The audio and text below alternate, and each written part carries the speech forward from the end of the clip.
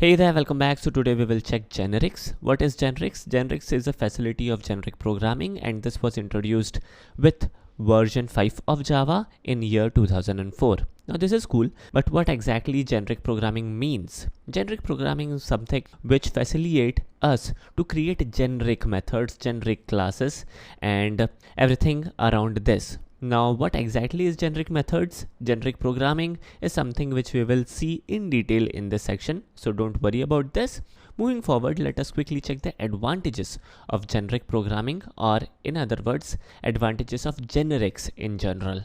Now, the first advantage is reusability. Now, reusability is something which we already know. If we have classes method, we can reuse that. But definitely making use of generics, we can create generic methods, generic classes, which has whole new level of reusability. For example, using generics, we can create generic methods which can print any type of list elements. Now, this is something which can be achieved using type of object as well, but there are issues in there. We need to take help of typecasting. We need to, for example, make use of more memory, which is not good, right? But making use of generics, it's more efficient and it is better when we compare with these other solutions. So definitely reusability is one thing.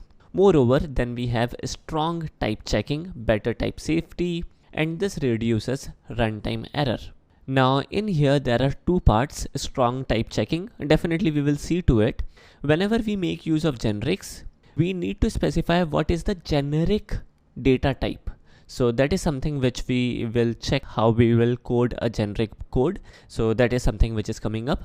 Moving forward, better type safety. Now, if there is any inconsistency in the data which we receive and the data type which we have specified, then definitely there would be a compile time error, which definitely leads to reduce the runtime error, which is definitely a good thing. Now, how we can reduce runtime error is something which we will see in our next example in our next video.